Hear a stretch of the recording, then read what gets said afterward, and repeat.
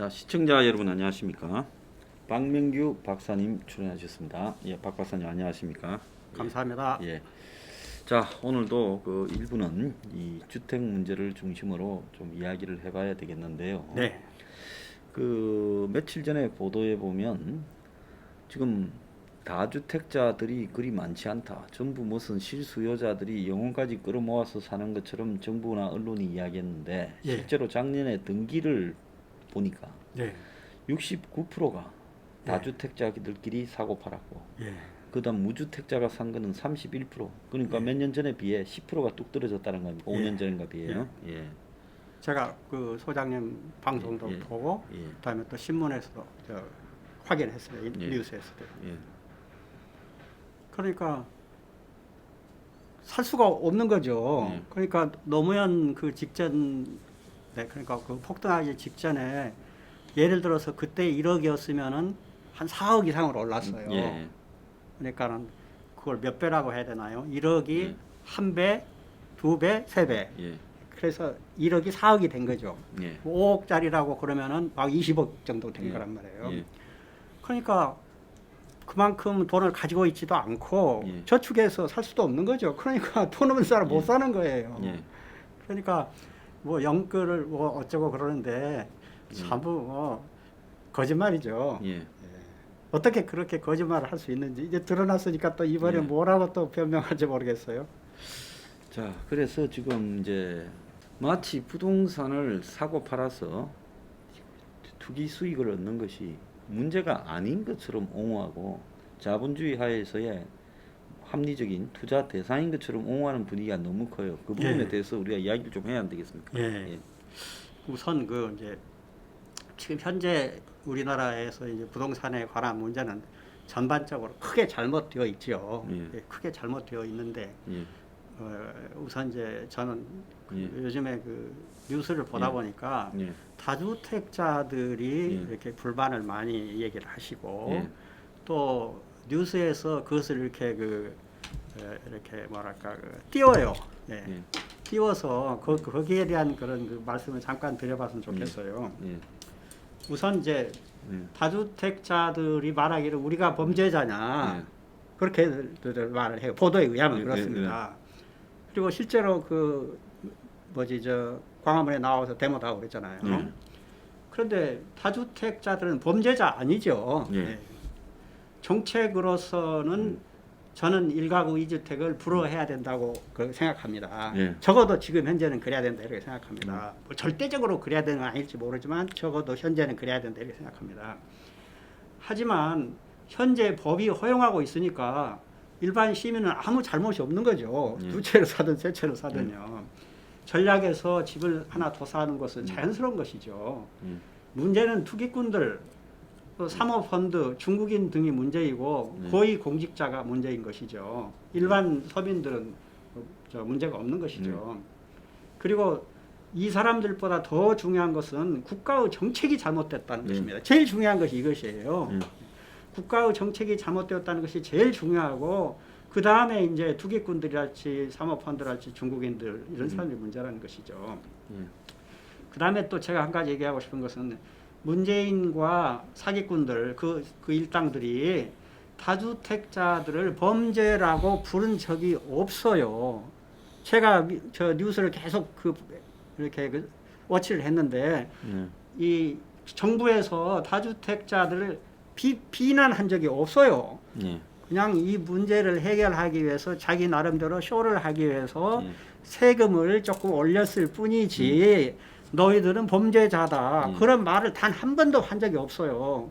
그런데 지금 제가 차마 이름 말 못하겠습니다만 굉장히 유명한 또 그 경제 경영학자 계시거든요. 그분도 이렇게 다주택자들을 정부가 범죄자라고 얘기를 했다. 그렇게 글을 쓰셨더라고요. 그래서 제가 면밀히 읽어봤는데 그 문화는 그 글을 워딩을 따져보면은 정부가 비판한 적이 없어요. 있는 사실만 가지고 이야기하죠. 예. 그리고 또 저들 자신이 다주택자잖아요. 예. 그 문재인 그 일당들이. 근데 자기들이 자기 얼굴에 욕하겠습니까? 그럴 리 없는 것이죠. 다만 가격이 폭등하니까 무주택자들이 들고 일어날까 걱정이 되어서 쇼를 할 필요가 있었고 그래서 부동산 3법 쇼를 한 것 뿐이에요. 예. 그리고 지금 또 잊어버렸잖아요. 예. 냄비. 예. 그런데 저는 고위 공직자는 비난 가능하다고 생각합니다. 고위 공직자는 일반 시민들이 두 채 갖고 세 채 갖는 것은 자연스럽지만 고위 공직자는 그래서는 안 된다. 그렇죠. 그런데 청와대에서 비서 안 하는 게 낫지 뭐 차라리 그만두겠다고 그렇게 얘기했잖아요. 그다음에 이게 제일 중요한데 그럼 누가 다주택자를 범죄자로 몰았습니까? 이런 얘기입니다. 왜 그런 얘기가 자꾸 나오냐? 저는 부패한 사이비 보수 미디어들과 오피니언 리더들이 부추기고 있다. 아까 제가 말씀드렸잖아요. 어떤 제가 이름을 얘기하면은 굉장히 유명한 분이에요. 저는 그분 개인적으로는 그분을 좋아하는데 이 의견은 다릅니다. 그래서 이 오피니언 리더들이 임대인과 세입자 간의 갈등이 있는 것처럼 부추기고 있다. 그렇게 생각합니다. 그래서 사안별로 네. 한쪽은 이득을 얻고 한쪽은 고통을 받고 있으면 그걸 판단해서 보도하는 언론들이 이렇게 과소대표, 즉 실제로 그 사람들의 역할보다 과잉되게 보도해 주는 거나 아니면 실제로 많은데 이 과다대표되거나 뭐 이런 부분들을 좀 유의해야 되는데 그런 게 없이 언론들이 일정하게 목적지향적으로 지금 기득권의 편에 서 있다는 건 그건 분명한 이야기죠. 그럼요. 지금 현재 그 무주택자가 국민의 50%고 그리고 그뿐만 아니라 이 주택 가격이 폭등함으로 해서 피해 보는 사람은 80% 정도에 해당되거든요. 그런데 그 사람들을 이렇게 대변하는 사람이 정확하게 말씀드리면 우리 황 소장님을 제외하고는 단 한 명이 없어요. 그러니까 이것은 굉장히 놀라운 그런 사실이라고 생각합니다. 그리고 무주택자들도 그냥 억울하면 빨리 열심히 집 사서 다주택자가 되라고 하지. 무주택자가 왜 무주택자의 권리를 이렇게 탄압하냐고 말할 공간이나 대변하는 사람조차도 없고요. 무주택자 스스로도 그런 거를 부끄러워하는지 말도 잘하네. 이상하게 또 말도 잘하네. 이상하게 너무 조용해요. 그래서 이제 정확하게 비난을 받아 마땅한 자가 누구인가를 정확하게 이렇게 정리하는 것이 좋겠습니다. 지난번에도 한번 말씀드린 적이 있습니다만은 그러니까 주택을 일반 시민 2, 3채 소유하는 사람 또는 다주택자, 임대 사업자는 우리는 비판한 적이 없어요. 비판한 적이 없고 비판도 안 해요. 경제 활동으로 자연스러운 것이죠. 다만 임차인만 사람이냐 임대인도 사람이다 이렇게 주장한 것은 천박하다고 이렇게 참여했으면 될 주장이 아니죠. 그렇지만 국가 정책으로서 2주택 이상 소유 허가는 현실적으로는 부적절하다 그것이고 투기꾼들, 사모펀드, 뭐 중국 자본 이건 쓰레기들이죠. 그래서 외국인 부동산 소유를 금지해야 된다. 즉시 금지해야 된다 이렇게 말씀드리고. 그다음에 이제 굉장히 이제 비난 받아야 되는 사람들이 재벌 건설사들이죠. 그다음에 재벌 건설사의 전속 나팔수들, 뭐 그들이 부르는 노래가 공급 확대해요. 뭐 자유시장 뭐라고 떠들잖아요. 뭐 거짓말이에요 완전히. 그다음에 이들보다 더 나쁜 사람은 대통령이에요. 왜 정책을 시행했으니까. 노무현, 이명박, 박근혜, 문재인 이 네 사람이 제일 나쁜 인간들인 것입니다. 그다음에 그 청와대와 관계 장관들 이 인간들이 제일 나쁜 것이에요. 그다음에 이제 미디어들 조중동을 뉴데일리도 요즘에 열심히 하더라고요. 그렇더만요. 이상 인간들이 여기서까지 인간들이 사악하죠. 지옥에 떨어질지 어떨지 잘 모르겠어요. 그다음에 이제 오피니언 리더들도 뭐 제가 모든 오피니언 리더들이 나쁘다고 그런 것은 아닙니다. 종합 비평을 하는 사람들, 종합 비평 한다면 이것도 얘기를 해야 된단 말이에요, 진실을. 그다음에 경제 전문가들, 이 사람들은 이게 경제니까 말을 해야 되는 거죠. 이런 사람들이 전부 거짓말을 하고 있으니까 나쁜 사람들이다. 그다음에 유력 시민운동 지도자들, 이 사람들은 국민의 관심을 끌어당기고 있잖아요. 그러니까 그러면은 무주택에 대한 언급을 회피를 안 하면은 결국 그것은 문제를 감춰주는 효과가 있다는 얘기죠. 그래서 이 사람들도 비판받아야 된다. 우리는 이 사람들을 비판하는 것이지 일반 시민을 비판하는 것이 아니다. 이런 예, 것을 제가 맞습니다. 명료하게 말씀을 드리고 싶습니다. 예. 그다음에 이제 그 피해자는 뭐 무주택자를 우리가 중심으로 얘기를 했는데 무주택자뿐만이 아니죠. 무주택자가 이제 50%인데 부실주택 소유자들, 예. 그다음에 지방에서 상경하고 싶은 사람들, 작은 주택인데 좀 큰 주택을 옮기고 싶은 사람들, 이 사람들 다 피해자예요. 예. 그렇습니다. 예. 다그 집값이 3배, 4배로 뛰어버리기 때문에 아무도 움직일 수가 없는 겁니다. 그 피해자다. 주거 환경이 열악한 사람 전부 다가 피해자죠. 그래서 이제 전 국민이 집의 노예가 되었다. 그 굉장히 불행한 거다. 그리고 이제 무주택자는 이제 노예니까 국가에 대한 충성 의무가 없다.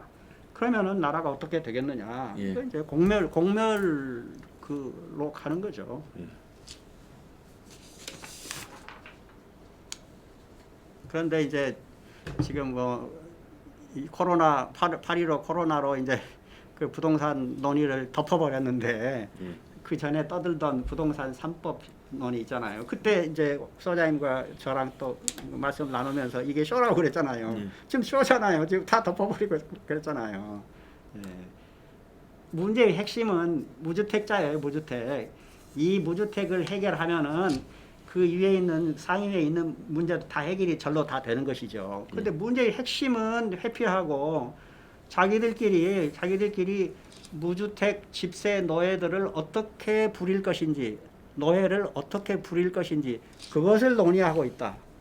예, 저는 그렇게 말씀드리고 있습니다. 아주 좋은 말씀.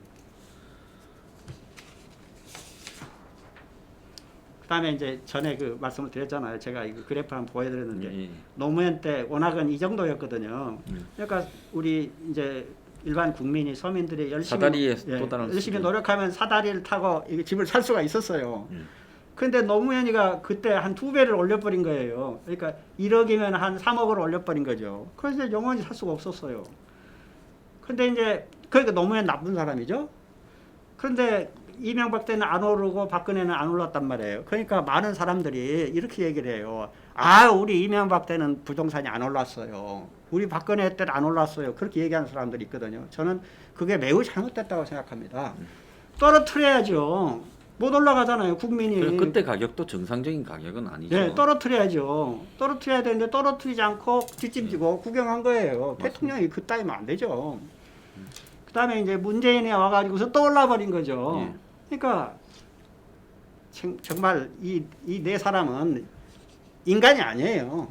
대통령도 아니고 이건 그냥 XXX들이에요. 국민에게서 희망을 앗아가 버리는 사람들. 예. 그 그림은 어디서 사다리가 하늘 끝까지 올라가나요?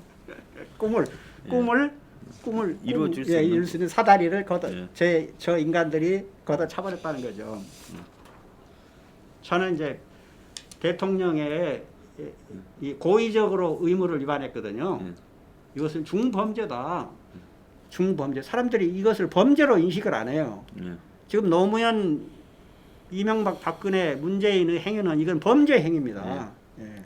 사람 한 사람을 때리거나 죽여도 감옥에 가는데 국민 50%, 60%, 70%, 80%를 불행하게 하고 그것을 하루 이틀도 아니고 10년, 20년 불행하게 했는데 이것이 범죄가 아니면 무엇이 범죄겠습니까? 범죄예요. 흥분하면 안 되는데요. 아, 흥분해야죠. 흥분해야 돼. 그러니까 그 성경에 보면은 그 구약에 있잖아요. 그 요셉을 그 형들이 그 구덩이에다가 빠뜨려 버렸잖아요. 예. 그래서 이제 나중에 그 에집트로 팔려가고 그런 얘기가 있는데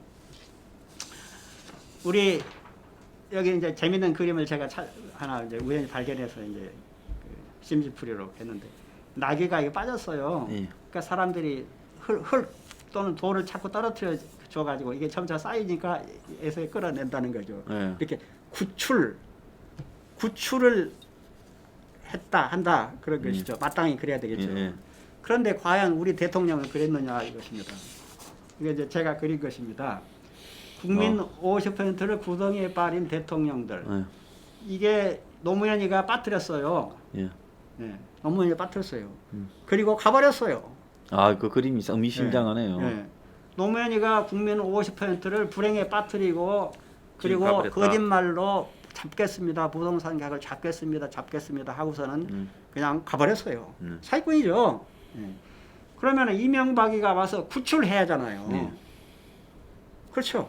그 당연히 그 순경이 가다가 어떻게 그 닫혀 있는 사람을 보면은 그냥 가면 됩니까? 절대 안 되죠. 절대 안 되죠. 그냥 가면 어찌 됩니까? 예, 그 사람 직무유기로 저- 그건 저- 감옥이에요. 근데 이명박에는 국민 50%가 구덩이에 빠졌는데 그 유난을 방치했어요. 예. 5년간이나 방치했어요. 이게 인간입니까? 이게 인간 아니에요. 박근혜도 마찬가지입니다. 박근혜 우리는 아까 얘기 들었듯이 박근혜 때는 안 올랐어요. 안 올랐어요가 문제가 아니죠. 구출해내야죠. 박근혜는 안 올란 게 아니라 구멍을 조금 더 깊게 팠죠. 예. 조금 올랐어요. 그러니까 이 두 인간도 다 쓰레기인 것입니다. 그 다음에 이제 문재인 여기서 구덩이를 더 깊게 팠어요. 이게 대통령입니까 이게? 저건 뭐 인간으로서 인간 말종이죠. 해서는 안 되죠. 예. 이게 대통령은 국민의 생존권적 기본권을 누릴 수 있도록 도와줘야 되죠. 예, 도와줘 적극적으로. 그런데 지금 우리가 지적하고 있는 것은 이게 국민이 갖고 있던 권리가 침해된 것이죠. 대통령에 의해서. 대통령이 권리를 침해한 거예요. 침해하면 안 되는데 얼마나 나쁜 사람들입니까. 예. 도와주기는커녕 고의로 예? 또 직무유기를 해가지고 경제 질서를 교란해서 금융정책, 부동산 정책을 개판으로 운영을 해서 국민 50%가 주택을 취득할 수 있는 권리, 기회, 희망 이것을 강탈했어요. 이것은 강도 돈 5만 원, 50만 원 강도해도 붙잡혀 가잖아요. 이 사람은 지금 이 인간들은 정말 인간 말종입니다. 형법상에 사형에 처해야 된다. 예, 그렇게 생각합니다. 민법상의 책임으로 손해배상 청구해야 되고 원상회복 청구해야 되고 헌법상의 권리로는 국민은 이 저항권은 쉽게 말하면 폭동권이에요. 예, 폭동권. 국가에 대한 불복종 권리가 있다. 이것을 제가 그냥 그런데 이 대통령이나 장관들 또는 이런 건설사들 이런 사람들에 대해서 우리 국민이 이 사람들의 행위를 범죄로 인식을 잘 안 하는 것 같아요. 이게 범죄인데 범죄로 인식을 잘 안 해요. 그래서 제가 이 화이트 칼라 범죄 크라임에 대해서 좀 설명을 드리고 싶습니다. 범죄는 이제 물론 여러 가지로 분류할 수 있지만 두 가지로 또 분류할 수 있죠. 블루 칼라 크라임하고 화이트 칼라 크라임으로 나눌 수 있죠. 블루 칼라 크라임은 청바지 입은 노동자들이 주로 저지르는 범죄죠. 그래서 폭행, 상해, 살인, 방화 이런 것이죠. 절도 이런 네, 거죠. 절도. 예. 이것은 눈에 잘 드러나요. 예, 그렇죠. 눈에 시각적으로 보이죠. 눈에 잘 드러나고 예. 잘 붙잡혀가지고 또 사람들이 난리가 생각할 때 나고. 나쁜 놈들 해가지고 저 자식 감옥에 넣어야 된다 이런 거죠. 화이트 칼라 크라임 이제 흰 와이셔츠를 입은 사람들의 범죄죠. 그건 부자들이나 지식인들의 범죄인데 이 범죄 의식이 적어요. 범죄를 하는 인간도 범죄 의식이 적고 일반 시민도 저게 범죄인지를 잘 모른다는 거죠. 그렇습니다. 그런데 그 범죄는 그 중요성은 이 사람보다 훨씬 많은 거죠. 예. 예를 들어서 이제 종교 사기, 예. 그다음에 주가 조작, 바다 이야기, 강원랜드 경마 많은데 제가 몇 가지 생각나는 것만 썼습니다. 비트코인, 암호화폐, 예. 사모펀드, 그다음에 옵티머스. 우리 소장님께서 계속 강조하고 계신 이동통신 단말기와 통신 서비스 약정상의 봉제랄지. 또는 삼성 후계 승계를 돕기 위해 국민연금을 동원한 것이랄지 또는 김대중, 노무현, 이명박, 박근혜, 문재인의 비상식적인 통치행위 통치를 지 멋대로 해가지고 국민이 고통을 당하잖아요. 이게 다 범죄라고요. 예. 그 다음에 지금 우리가 논의하고 있는 한국 아파트 가격 폭등하도록 조장을 했어요. 조장. 예. 저절로 된 것이 아니라 4명의 대통령이 고의적으로 일으킨 거라는 거죠. 2명은 일으키고 2명은 방치한 것이죠. 이게 다 화이트 칼라 크라임이라는 것이죠. 이게 중죄예요, 중죄. 자, 겉으로는 아주 우아한 말투와 예. 좋은 양복을 입고 예. 그다음에 사회적 지위가 있고 교양이 있는 예. 척하면서 예. 뒤로는 예. 저런 식으로 예. 도둑질을 한다 그러면 예. 앞에 있었던 도둑이나 상해, 예. 살인방아 예. 이런 부분은 그 규모가 예. 피해 규모가 당사자 한두 명에 국한되는 거지만 예. 또 화이트 칼라 범죄는 예. 그야말로 불특정 다수를 예. 그냥 이 예. 피해자로 빠뜨리는 우리 아파트 경우에는 거의 한 국민 80% 이상에게 피해를 주고 있잖아요. 예, 예. 엄청난 피해를 주고 있는데 예. 그 인간들은 자기가 죄를 지었다는 의식도 부족하고 예. 그다음에 국민도 저 인간들이 죄인이라는 그런 생각을 잘 못하고 예. 있는 것 같아요. 그래서 제가 지금 강하게 지금 강조드리는 것입니다. 아파트 가격의 또 이제 이 그 폭등의 결과에 대해서 이제 2배, 3배, 4배 올랐잖아요. 근데 중요한 것은 국민이 아무 잘못이 없었다는 거예요. 아무 잘못이 없었어요. 근데 마침 집을 사지 않았었는데 혹은 돈이 없어서 조금 이따 살려고 했는데 돈 벌어 살려고 했는데 이제 저 대통령이란 잡자들이 예? 개판을 쳐가지고 영원히 집을 사지 못하게 됐다는 것이죠. 그래서 과거에는 월세 단칸방을 살다가 전세 살다가 작은 집 큰 집으로 옮겨가는 꿈이 있었는데 아까 사다리 보셨잖아요. 지금은 이제 죽을 때까지 전월세를 벗어나지 못하게 됐어요. 그래서 이제 평생 전월세 내기 위해 허덕이다가 죽는 현대판 노예가 됐다.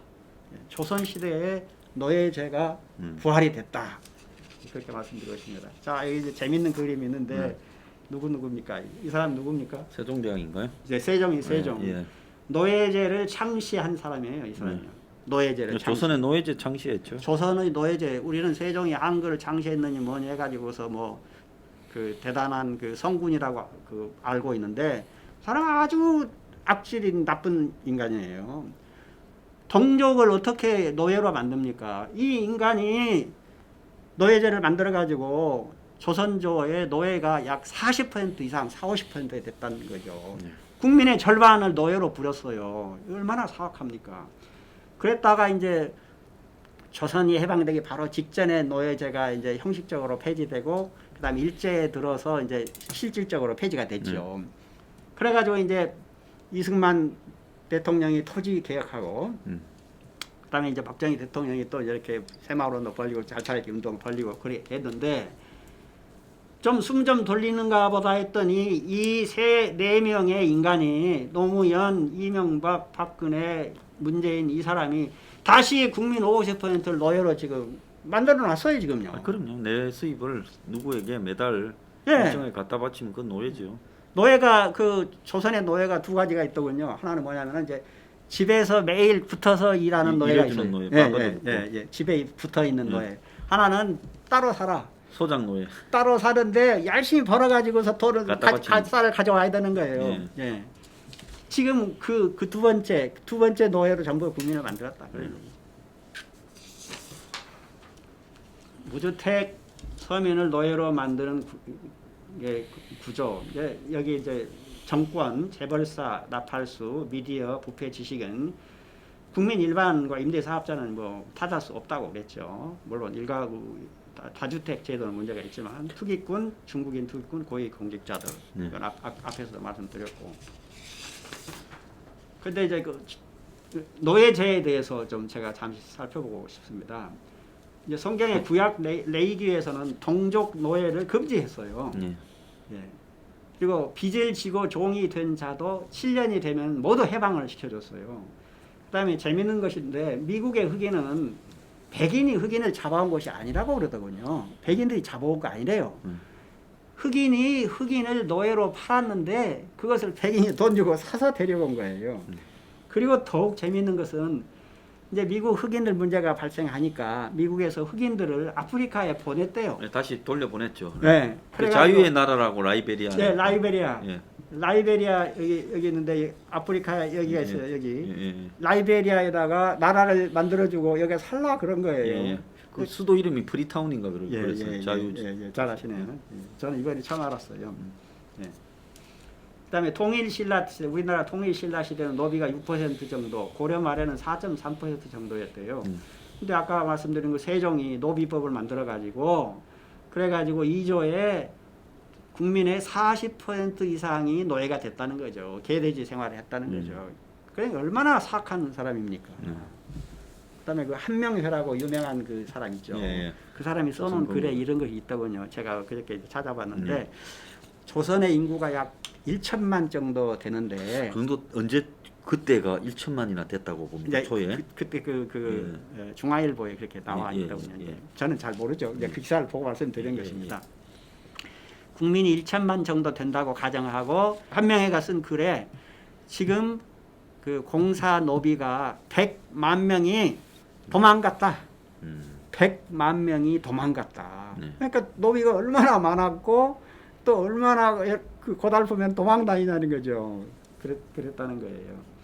그다음에 이제 아까 말씀드렸죠. 이제 2조 말에 그 해방되기 바로 직전에 폐지됐고 형식적으로 그다음에 일제 때 이제 완전히 폐지됐고. 자, 이 부분과 관련해서 일제가 한국을 식민지화했다고 비판을 하지만은 사실상으로 이 진짜로 신분이 해방돼 가지고 자유로운 신분이 된 일은 일제 하에서나 가능한 거 아닙니까? 일제 때 그것이 실현이 된 거예요. 예, 일본은 적어도 근대 민법을 갖다가 도입을 했으니까요. 이 독일식이나 영국식. 여기 적어놓은 것처럼 일제에 들어서 역사상 최초로 근대 형사법 제도가 시행됐다는 거예요. 그렇죠. 그러니까 그 전에는 원님이 저런 불러가지고 네 죄를 네가 알렸다 하고서 권장을 지 멋대로 쳐버리면 그만인 거예요. 예, 완전히 개돼지죠. 근데 일제에 들어서 안 된다. 그것은 지금 우리가 그 죄인 있으면은 경찰이 잡아다가 조사해서 그다음에 검사, 판사 이렇게 하잖아요. 그런 그 근대 형사법 제도가 일제 때 비로소 시행됐다는 거예요. 그래 이제 무주택 이제 서민의 권리, 헌법상의 생존권적 기본권이 있다. 그다음에 이제 주택 취득 기회를 박탈당했다. 그 원상 회복을 청구할 권리가 있다는 거죠. 이것은 도와주세요. 저를 도와주세요. 동정해 주세요. 그런 게 아니에요.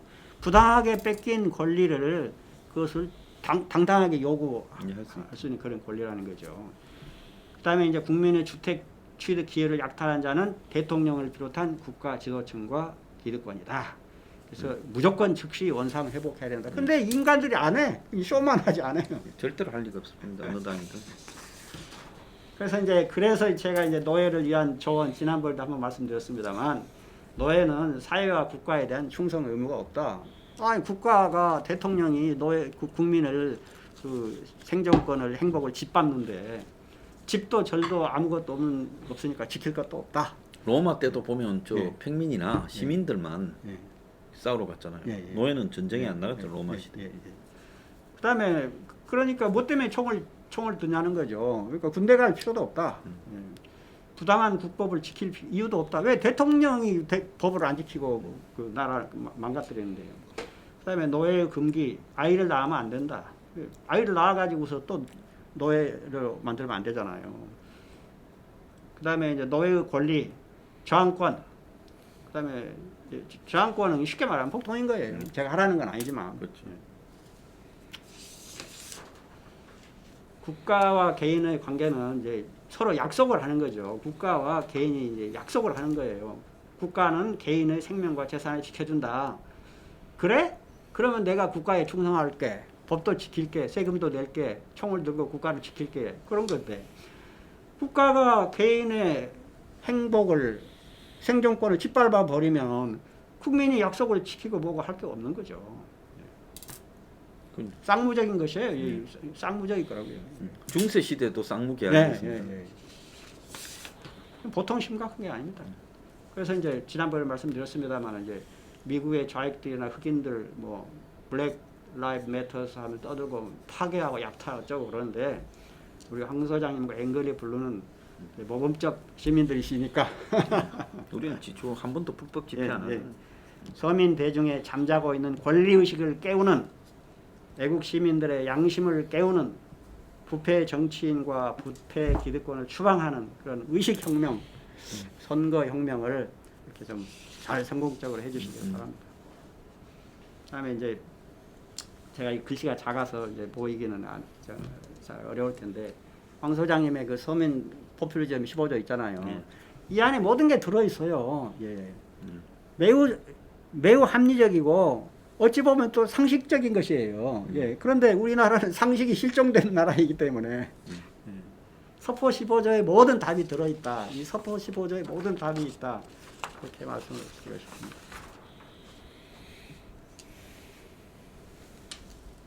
그다음에 이제 지금 아까 맨 처음에 제가 이제 우리 미디어에 이제 자유시장을 외치는 그런 거짓말하는 그런 지식인들이 많다고 그랬잖아요.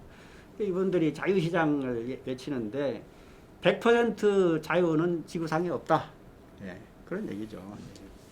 그 100% 자유 좋아하면은 당신 마누라도 남편도 여러 데리고 살지 안 되잖아요.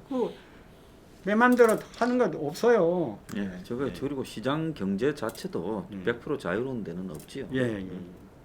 그다음에 뭐 시장은 자유시장에 맡기면 보이지 않는 손에 의해서 이게 잘 조절이 된다. 그런데 아담 스미스는 기독교 정신의 바탕을 둔 따뜻한 손을 말했거든요. 그런데 이 사람들은 따뜻한이란 말은 빼버리고 그냥 자유시장 보이지 않는 손만 얘기하는 거죠. 너희들이 말하는 자유시장에 보이지 않는 손은 마수다. 그래서 보이지 않는 손이 저절로가 아니라 저걸 왜 이야기했는가를 빼먹는데 아담 스미스는 당시에 영국의 정부가 중상주의자들 편을 들어서 수입 농산물 가격을 비싸게 해서 이 서민들이 고통을 받으니까 정부가 거기에 개입하지 말고 자유시장에 수요와 공급에 맡기라고 저 이야기를 했는데 그 이야기는 또 빼먹어요. 또 못된 것들이. 항상 중요한 건 빼버리죠. 그다음에 구약 레위기에서 성경은 자유시장을 지지해요. 그렇지만 50년마다 토지를 리셋했어요. 그리고 빚 이런 것은 7년마다 다 탕감해주고요. 그리고 엄격한 상도위를 지킬 것을 요구했죠. 그다음에 아파트 폭등은 자유시장의 결과물이 아니다. 정권과 재벌 건설사들 협작, 약탈에 의해서 벌어진 것이다. 이런 얘기죠. 그래서 말만 하면 북한 인민의 형제라고 떠들잖아요. 그러면서 남한의 형제는 왜 짓밟느냐는 거죠. 저는 이해가 안 된다는 얘기입니다. 그다음에 지난 30년간 너희들이 말하는 자유시장으로 운영해온 것이 아니냐 이거죠. 그렇게 했잖아요. 그랬는데 파탄 났잖아요. 너희들이 말하는 자유시장으로 30년간 해왔다는 거죠. 그러면 이제 반성을 해야죠. 반성하는데 지금 보면 반성하는 사람이 한 사람도 없는 것 같아요. 자, 오늘 여기까지만 하시고요. 남은 건 또 다음 시간에 하시겠습니다. 자, 오늘 이 집이라는 문제를 둘러싸고 실체, 지금 많은 사람들이 기득권층에 의해서 주어진 사고를 가지고 사실 실상을 왜곡되고 인식하고 있는데 불편한 진실을 이 박명규 박사님이 여러분들한테 좀 말씀을 하셨습니다. 자, 박 박사님 출연해 주셔서 감사합니다. 감사합니다.